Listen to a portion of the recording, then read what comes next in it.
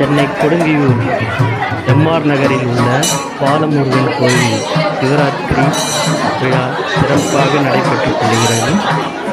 இந்த நிகழ்ச்சியிலே தான் தற்போது நீங்கள் பார்த்து கொண்டிருக்கிறது. மிகவும் சிறப்பாக பக்தர்கள் மகிழ்ச்சியுடையும் ஆரவாரத்துடன் கலந்து கொண்டிருக்கும் காட்சிகளை இப்பொழுது நீங்கள் பார்க்கிறீர்கள்.